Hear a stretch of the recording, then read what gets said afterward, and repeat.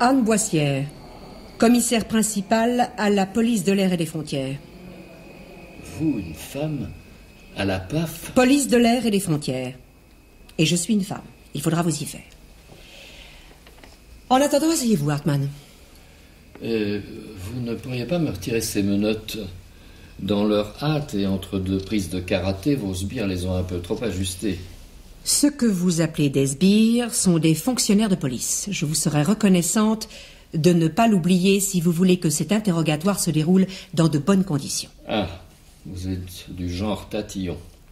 On ne plaisante pas avec le sens des mots et moins encore avec l'honneur des sbires, des fonctionnaires de police. Je déteste particulièrement chez les gens cette espèce de lourdeur qui consiste à faire de fausses gaffes particulièrement contrôlées. J'y vois comme un signe d'infantilisme. Très curieuse analyse. Moi, au contraire, j'y vois une certaine fraîcheur d'esprit. Asseyez-vous, Hartmann. Ne restez pas planté là avec un air de martyr. C'est gentil à vous.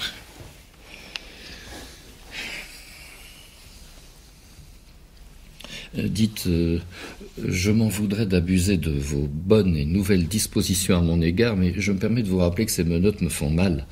Vous seriez sympa d'aviser. Désolé. Il n'en est pas question. C'est tout à fait exclu. Vous êtes un individu dangereux, Hartmann.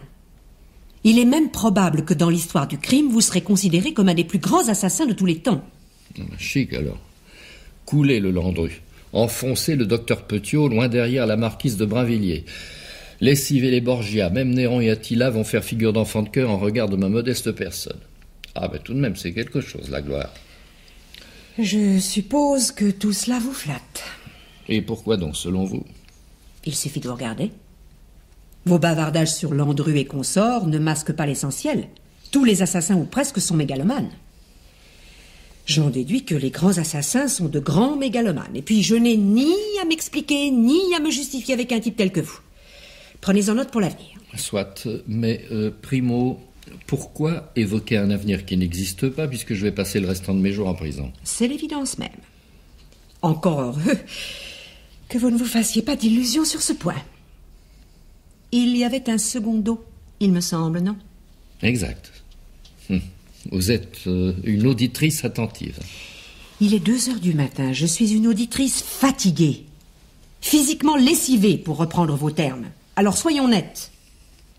Je vous écoute parce que je suis là pour ça, et parce que tout de même, je me demande comment on devient ce que vous êtes. Le secondo maintenant, et vite. Eh bien, secondo, vos généralisations sont un peu hâtives. De quoi parlez-vous? Vos histoires de mégalomanie. C'est facile, et dans mon cas, tout à fait injuste. Je ne suis pas un mégalomane, je suis un homme discret. Je vis retiré du monde. Ah, vous vivez retiré du monde, mais lorsque vous venez voir le monde, bonjour, 22 morts d'un coup. Dites, vous n'auriez pas pu rester chez vous jusqu'à la fin de vos jours? Ironie facile, esprit de supermarché. Vous êtes bien de votre époque, chère petite madame. J'ignore si je suis ou non de mon époque, mais je vous interdis de m'appeler chère petite madame. Vu? D'accord. Pas la peine de s'énerver comme ça pour un mot. On le sait. Je ne dirai plus ni sbire, ni chère petite madame, et encore moins madame la petite sbire. Eh bien, si ça, ce n'est pas de l'humour de supermarché, c'est que j'ai une idée fausse du concept de cagnotte. Oh. Où est-ce que nous en étions, là? Non, mais c'est pas vrai, il baille. Il s'impatiente. Oh, mais j'aurais décidément tout vu dans ce merveilleux métier.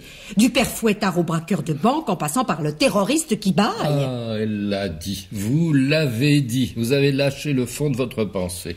Quoi encore? Vous me percevez comme un terroriste. Ben oui. Pas vous? Mais jamais de la vie. Mais je ne suis pas surpris. Après tout, vous me prenez bien pour un mégalomane. Quant à vos experts, je parierai un aller simple pour l'enfer qui vont me qualifier de paranoïaque. L'enfer, c'est les autres, à ce qu'en disait Jean-Paul Sartre.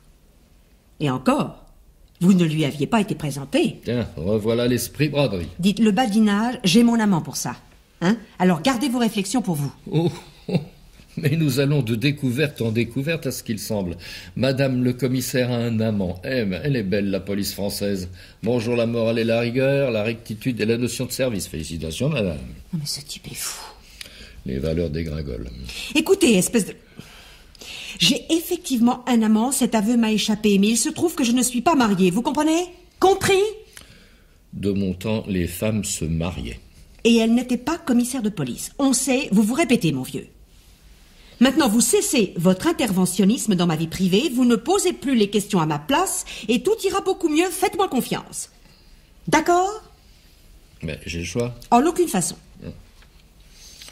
C'est beau, la démocratie. Ne parlez pas de ce que vous ignorez. Bon. Hartmann, qui êtes-vous? Ah, là, vous êtes en train de procéder à l'interrogatoire d'identité, c'est ça? Non, pas vraiment. Mais s'il s'agit encore d'un de vos fantasmes, c'est entendu. Alors, voilà la situation. Vous avez commis votre attentat il y a 20 minutes. Vous n'aviez aucun papier sur vous. Vous dites vous appeler Georges Hartmann. Est-ce que sur cette plateforme minimum, nous sommes d'accord? Je m'appelle Georges Paul André Hartmann. C'est tout à fait exact. Pourquoi vous mentirais-je? En effet, on se le demande. Bon. Pourquoi avez-vous fait ce que vous savez? Je suppose tout de même que vous aviez un mobile. Une raison. À moins qu'il ne se soit agi d'une sorte de contrat passé avec une puissance étrangère ou un parti terroriste. Vous allez être déçu. C'est une histoire banale et je crains fort qu'elle n'ait pas grand intérêt ni à vos yeux, ni à ceux de l'opinion publique internationale qui de toute manière ne comprendra absolument pas mon geste. Écoutez, Hartmann, vous n'êtes pas fiché au grand banditisme ni au fichier terrorisme, jusqu'à présent. J'ajoute qu'Interpol n'a jamais entendu parler de vous. Tout ça, nous l'avons déjà vérifié. En outre, la CIA et le FBI ignoraient votre existence il y a encore 10 minutes. Les services de sécurité européens nous accablent de questions sur vous. Qu'est-ce que ça veut dire? Qui êtes-vous? Où vivez-vous? Quels sont vos revenus et vos moyens d'existence? Pourquoi avez-vous commis cet attentat? Pourquoi et sans doute pour qui? Quels sont vos rapports avec les grands patrons de la drogue colombienne? S'agit-il oui ou non d'un contrat? Êtes-vous un tueur professionnel? Quels sont vos rapports avec l'IRA? Avez-vous séjourné à Beyrouth, en Libye ou dans une base palestinienne? Avez-vous eu des rapports avec des néo-nazis ou des membres des Brigades Rouges? Travaillez-vous en isolé ou appartenez-vous à une famille? Quels sont vos liens avec la mafia, la Cosa Nostra? Quel est le capo di capo avec qui vous êtes en relation?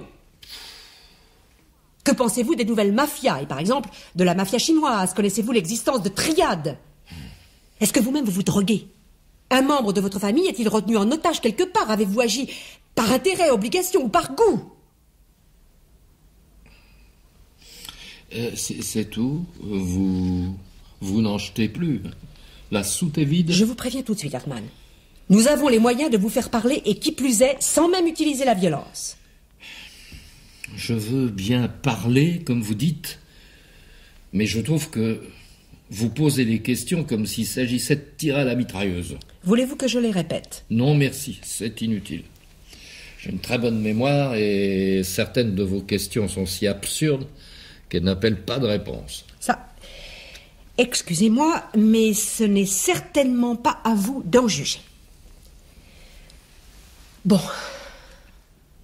Je vous écoute. Alors voilà. Je suis désolé, mais je ne suis pas un tueur professionnel. Un peu court comme réponse, non?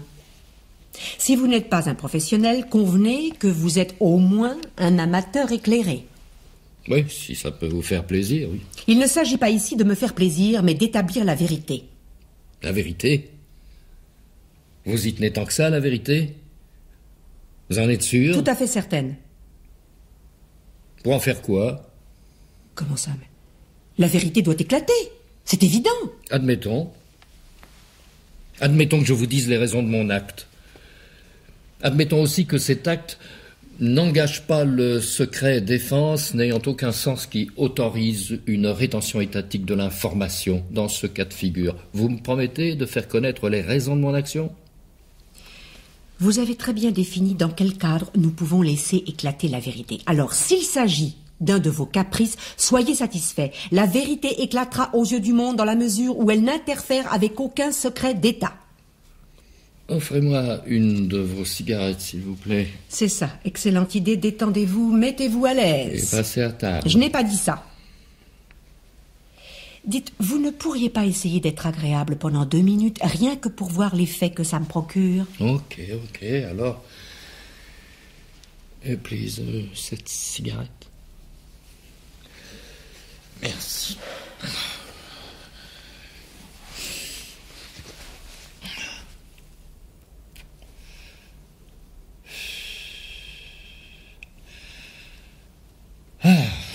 Ça fait du bien. Bon. Je ne suis pas un tueur professionnel. Personne n'a passé de contrat avec moi, si ce n'est mon assureur. Je n'ai aucun rapport avec les grands patrons de la drogue colombienne. Je n'ai pas l'âge d'avoir joué aux billes avec Al Capone, Lucky Luciano et consorts. Je n'entends rien aux triades chinoises, même si un de mes neveux a été militant maoïste à une époque déjà lointaine où la jeunesse voulait refaire le vieux monde. Enfin bref, désolé, mais je ne peux rien pour vous. Le milieu. Vous avez entendu parler, non? Oui, mais j'exècre ces gens-là. J'éprouve même pour eux davantage qu'une aversion, je dirais, une véritable répugnance. Admettons. Je dis bien admettons. Après tout, pourquoi pas? Votre attentat ressemble davantage à un acte ayant une portée politique. Et qui se voudrait être exemplaire, n'est-ce pas? Emblématique, quoi. Vous me comprenez? Non, pas du tout. Vous allez encore me trouver désagréable, mais moi, vous me semblez on ne peut plus confuse. Qu'est-ce que vous essayez de me faire dire exactement? N'ayez pas peur d'être précise, abandonnez un peu cette manière chichiteuse de vous exprimer. Et vous ne jouez pas au plus fin. Si votre acte ne relève pas du banditisme, il relève de la politique. Un étudiant en première année de criminologie verrait ça comme le nez au milieu du visage. Eh bien, dites donc à votre étudiant d'aller se refaire le nez d'extrême urgence, alors, parce que tout ça n'a rien à voir, ni de près ni de loin, avec la politique. Claire? Claire. Reçu 5 sur 5. Alors, pourquoi cet attentat? Ah, vous êtes en progrès. J'aime bien qu'on aille droit au but. Vous savez, c'est votre intérêt. Les types qui, comme moi, franchissent cette invisible frontière entre ce qu'on appelle les gens bien et les voyous, eh bien, ils préfèrent le parler net. La prison, c'est la mort lente. Mais est-ce que toute vie n'est pas une interminable agonie? Il est un peu tard pour les questions de philosophie, vous ne croyez pas? Il n'y a jamais trop tard pour réfléchir. Le seul terme de la réflexion, c'est la mort ou la maladie lorsqu'elle vous diminue au point de faire de vous une sorte de légume. Moi, je vois ça comme un corsaire. Les gens vous moquent, vous critiquent. Celui-ci vous trouve indocile et malpoli, et l'autre vous trouvera accommodant et se répandra sur votre compte en disant que vous accourez lorsque votre employeur vous siffle, que vous importe ces chacals, ces hyènes, ces ignominies qui vous jugent, alors que vous, depuis le jour de votre naissance, vous êtes un des rares élus bien décidés à regarder la mort en face. Que voulez-vous dire? Oh. À quoi bon ces explications? Je suis trop bête pour vous comprendre. Vous, l'être raffiné. Abandonnez cette ironie trop facile avec moi. Ces choses n'ont pas cours, j'y suis par nature imperméable. Je ne vous méprise pas. Je crois simplement que Dieu ou le hasard n'ont pas cru bon de façonner toutes les créatures sur le même mode, que le degré de sensibilité aux secrètes évidences varie et que ces différences font de nous des étrangers. Nous sommes cloisonnés dans des mondes sans rapport. Je ne parle pas votre langue, vous n'entendez rien à la mienne. Voilà ma réalité.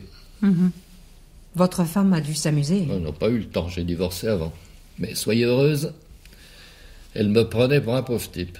Elle vous l'avait dit? Non. Enfin, jamais clairement. Elle était lâche. Ça me l'a rendue émouvante un certain temps, puis je l'ai trouvée ennuyeuse. Elle voulait voyager, elle se pensait intellectuelle alors qu'elle était d'un conformisme affligeant. Elle disait qu'elle avait ses idées, et ses idées, croyez-moi, c'était vraiment ce qu'on trouve de plus ringard à la solderie des idées toutes faites, mais l'essentiel, c'est qu'elle était sûre d'elle. Enfin, un certain temps. Quoi, un certain temps? Qu'est-ce que ça veut dire exactement? Écoutez, ne m'embêtez pas avec ça. Hein. Lorsque vous perquisitionnerez à mon domicile, vous tomberez sur ces lettres et bon, vous vous ferez une idée. Répondez à mes questions, s'il vous plaît. Vous avez du temps à perdre. Eh bien, soit. Elle a vécu sans moi. Quelques mois. Elle a joué à la solitaire, c'était nouveau et amusant. Puis elle a pris des amants, mais vu qu'elle avait la quarantaine, c'était plus exactement ce dont elle avait gardé le souvenir. Pire, en comparaison avec ces types hâtifs, pressés, courts sur tous les plans, voilà que moi, la nullité ambulante, je lui apparaissais singulièrement différent. Pourquoi pas, au fond? C'est vrai que vous ne ressemblez pas à tout le monde. Ah, ça c'est aimable à vous. Seulement moi j'en avais soupé. Dévalorisé du matin au soir, merci. C'est pas que j'ai une haute opinion de moi, mais tout de même, j'ai pas besoin qu'on me jette ainsi ma nullité au visage. Est-ce que nous ne pourrions pas parler d'autre chose que de mon ex-épouse? Parce que comme sujet rasoir, je connais rien de mieux. Admettons. Alors, maintenant que nous nous connaissons mieux, si nous parlions de l'attentat. Bonne idée. Et après ça, tout le monde au lit. Vous dans votre dodo moelleux et moi sur une paillasse du dépôt. Dites donc, Hartmann, personne ne vous a obligé à faire ce que vous avez fait. Alors, votre numéro de victime, hein? Mais si. Imaginez-vous qu'ici même, sur cet aéroport, un crime a été commis il y a quelque temps et que ça n'a choqué personne. Sauf vous, bien sûr. De quelle affaire s'agit-il? Étiez-vous un parent ou un ami de la victime? Pouvez-vous me dire la date exacte de cet homicide? Et s'agissait-il bien d'un homicide? C'est tout de même vrai qu'en ce qui concerne les questions, votre cadence de tir est tout à fait exceptionnelle. Enfin bon. Alors je vais répondre. J'étais en effet très lié à la victime. Nous étions de vieux amis, des amis de toujours. Homicide. Va pour l'homicide. Date? 6 février. Nom de la victime? Spitfire. Son prénom? Comment ça, son prénom? Elle avait bien un prénom, n'est-ce pas? Comme tout le monde. C'est-à-dire... S'il vous plaît, finissons-en le plus vite possible, d'accord? Non, vous devez comprendre que...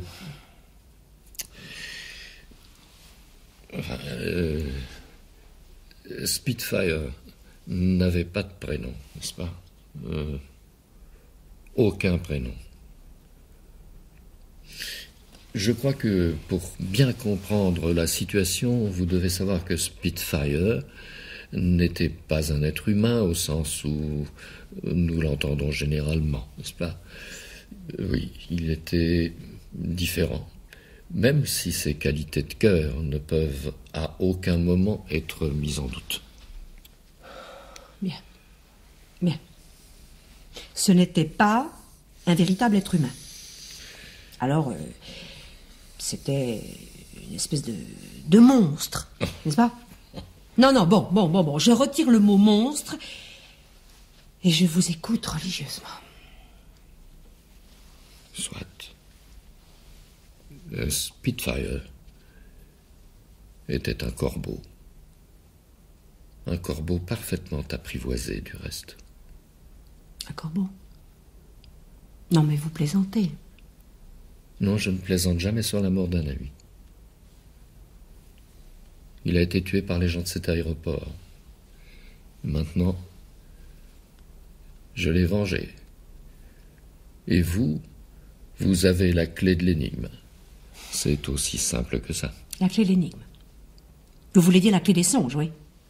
Non, écoutez, Hartmann, j'ai l'impression que vous vous moquez de moi et je n'aime pas ça du tout. Hartmann est bien. Je savais bien que vous seriez déçu. Je vous l'avais laissé entendre. Hein.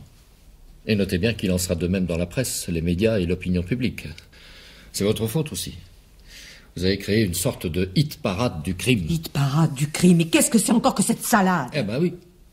Si j'avais été un terroriste de la bande à Bader, un terrible Oustachi ou un dangereux palestinien, vous seriez en train de boire du petit lait. Et les types de la presse aussi, désolé. La réalité sans phare doit vous sembler cruelle à vous autres amateurs de sensations corsées. Vos gens ont tué mon corbeau. Moi, je l'ai vengé rideau. Rideau de fumée, oui. Vous n'espérez pas me faire gober cette histoire de volatile. Il faudra bien pourtant. Sauf à m'inculper sous un motif fallacieux, un motif, disons, plus diplomatique et qui arrangerait bien vos supérieurs. Je crois que vous êtes un dément, Hartmann. Il est probable, et notre entretien le confirme, que vous n'êtes pas toujours dangereux. Que vous pouvez même tromper votre monde sous des dehors presque normaux. Mais la réalité est incontournable. Vous êtes fou. Absolument fou. Et plus que mûr pour un traitement de choc. Je n'attendais pas votre compréhension. Ça fera une note d'espoir pour ceux qui vous soigneront. Pas d'humour facile. L'effort de compréhension, c'est moi qui le fais. Je sais parfaitement tout ce que cette histoire peut comporter d'hermétique pour quelqu'un qui n'est pas investi de façon concrète, engageant des affects. Non mais mon Dieu, mais je rêve. Je viens de rêver pendant mes heures de travail. Mais non. Un type de l'aéroport flingue votre corbeau qui gêne les vols et vous ripostez en envoyant un missile tout droit sur Air Force One. Un avion qui coûte des milliards et qui contenait en outre le président des États-Unis, son épouse, le secrétaire d'État américain à la Défense, le grand Manitou du FBI, un haut représentant de la CIA, le patron du Pentagone et 6 généraux dont le chef d'état-major de l'OTAN. Et je ne parle pas des hauts fonctionnaires. Tout cela pour un corbeau. Absolument. Un principe reste un principe. Et une camisole de force reste une camisole de force. Je suis bien d'accord. Vous devez comprendre que je ne voulais pas d'une vengeance au rabais. Je voulais faire très mal. Mais très mal à qui? À la direction de cet aéroport. J'ai bien envie de me dire, Hartmann, mission accomplie. Mission accomplie. Il vient de dire mission accomplie. Non, je m'en veux un peu de vous voir aussi perplexe, aussi désemparé brusquement. Dans la mesure où vous n'êtes pas responsable de la mort de Spitfire. C'est mon corbeau, vous savez. Mais enfin, dans la mesure où vous n'y êtes pour rien, je voudrais que vous sachiez que mon action n'était pas destinée à vous gêner. Bref, je n'ai rien contre vous, personnellement. Il dit qu'il n'a rien contre moi. Vous faites votre métier, un dur métier d'ailleurs, et vous accomplissez votre devoir, j'apprécie, sachez-le. Il me semble même que sur cette base, car moi aussi j'ai fait mon devoir, oui. Sur cette base, je crois que nous pourrions établir une solide et féconde collaboration. Mais pour construire quoi, Hartmann? Vous ne comprenez donc pas que vous ne pouvez absolument plus rien construire? Pourquoi ce pessimisme? Rien de ce qui est beau n'est inutile, vous savez. Hartmann, le monde entier va connaître votre nom. En cet instant précis, il s'inscrit sur des milliers de téléscripteurs. On va commenter votre geste jusqu'en Laponie, au Groenland, en Terre de Feu et à Bourg-en-Bresse. Vous réalisez, Hartmann? Je ne suis pas en recherche de notoriété. Ces vanités-là, je les laisse aux stars de cinéma, aux divas, aux champions de football. Non, je vous l'ai dit. J'ai un certain sens de mes obligations. C'est un euphémisme. Mais comprenez-moi à la fin. C'est énervant de parler à un mur résonneur. Tant qu'à me prendre pour un mur, je me sens plutôt dans la peau du mur des lamentations. Mais ce n'est pas grave, continuez. J'aimerais, je ne sais pas, mais vous parler de l'honneur. L'honneur ne peut pas prendre en compte les conséquences des gestes qu'il commande.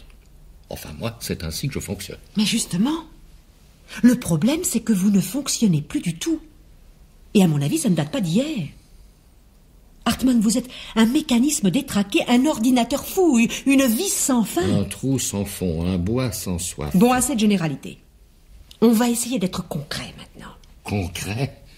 Oh, c'est détestable. Essayez tout de même de me raconter le plus sobrement possible votre histoire de Messerschmitt. Spitfire. Pas Messerschmitt. Messerschmitt. C'était mon cocker fou. Ce cocker fou appelé Messerschmitt a-t-il un rapport quelconque avec la pénible affaire qui nous occupe ici? Répondez par oui ou par non. Non. Alors oubliez. Je veux un récit concis de notre affaire. Je vous écoute.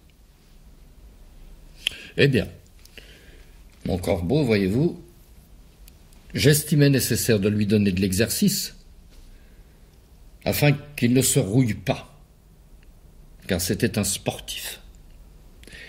C'est pourquoi l'aéroport, avec ses grands espaces, ça m'a semblé un endroit idéal. Vous me suivez? Je suppose que ça tient du pur miracle, mais oui, pour l'instant je vous suis.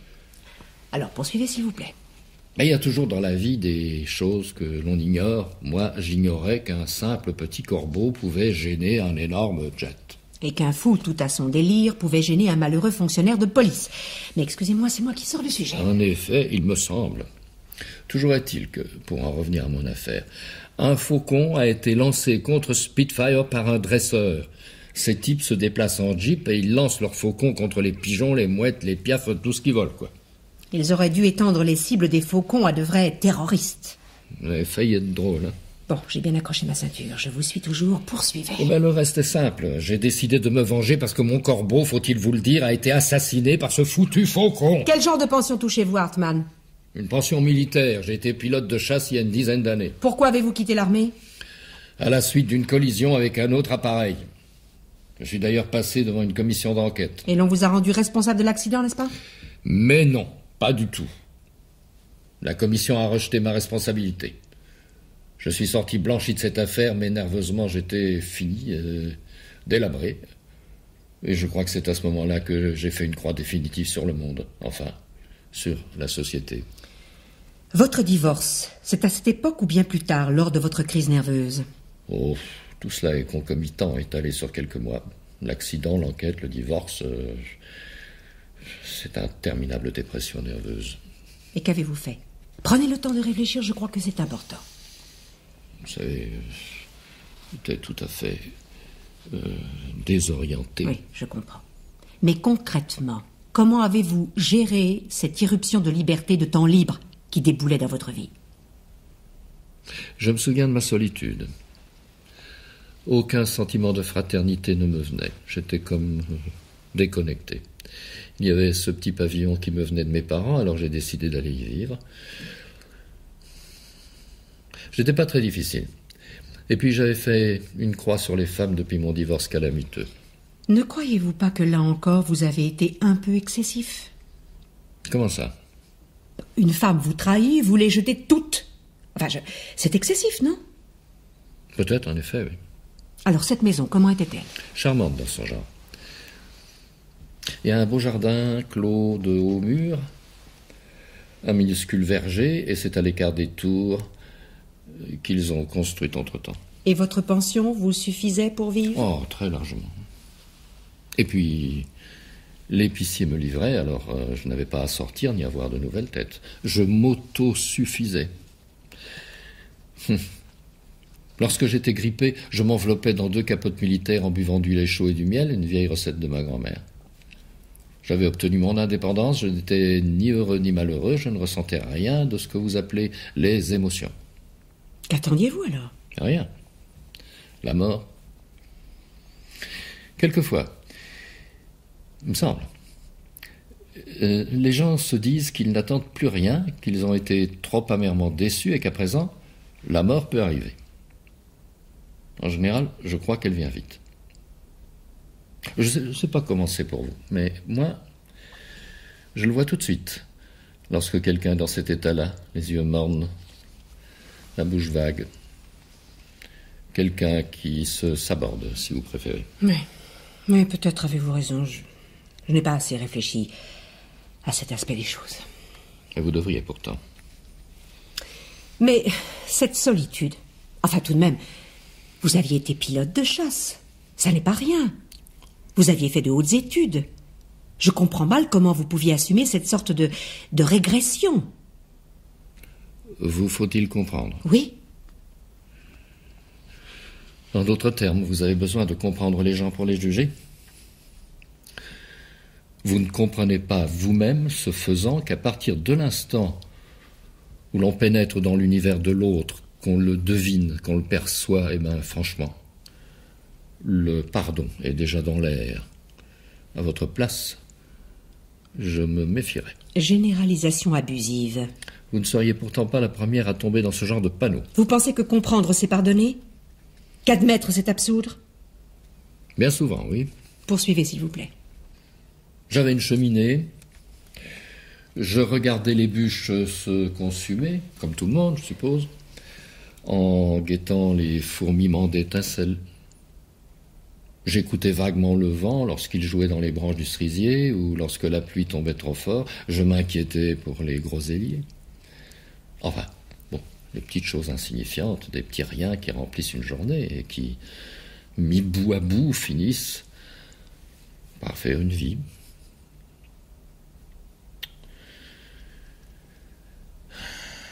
Écoutez, mademoiselle, peut-être que ce que j'ai fait est terriblement disproportionné, mais je n'ai plus votre échelle de valeur depuis si longtemps. C'est bien ce que je vous disais tout à l'heure, vous êtes sur une autre planète. Vous voyez, mon geste est certainement spectaculaire, mais moi, je ne suis pas intéressant. Je suis un type banal, ordinaire, plutôt malheureux, sans aucune ambition. Je fais les choses parce que je crois vaguement que c'est mieux si je les fais, et puis voilà tout. C'est pour ça que votre acharnement à comprendre mes mobiles m'étonne. Condamnez-moi, sur parole. Ce n'est pas si simple. Si vous vouliez que ce soit simple, ça le serait. C'est agaçant, votre espèce de sollicitude mêlée d'intérêt, vous comprenez? Non. Soyez plus clair, tant qu'à faire d'être insultant. Désolé, je ne voulais pas être insultant. Je voulais simplement vous dire que je comprenais votre désir de voir clair en moi ce qu'il y a de sollicitude et ce qui relève de votre métier. Vous vous méprenez. Il n'y a chez moi aucune sollicitude. Excusez-moi. Continuez, s'il vous plaît. Mon corbeau est entré dans ma vie un jour d'orage. Il avait une patte cassée. Je l'ai soigné. Et après, ça ressemble à n'importe quelle histoire d'amitié. Racontez. Il faut que j'arrive à comprendre. Mais pourquoi est-ce si important? Écoutez, Hartmann, nos sociétés bougent très vite maintenant. Ce qui était moral ou normal hier ne l'est plus aujourd'hui et le redeviendra peut-être demain. Si je ne comprends pas cette époque, si je n'arrive pas à comprendre un homme tel que vous, nous n'aurons aucune chance de prévenir ce genre d'attentat. Je vous ai déjà expliqué. Je me suis retranché de votre monde sans radio ni journaux. Mes valeurs sont autonomes et en plus, je ne crois pas à la nécessité d'explication que vous n'êtes pas en mesure de comprendre. Avec ou sans votre permission, je comprendrai. Je comprendrai parce que je n'ai pas d'autre possibilité. Parlez, Hartmann, parlez de vous, de votre corbeau. Soit.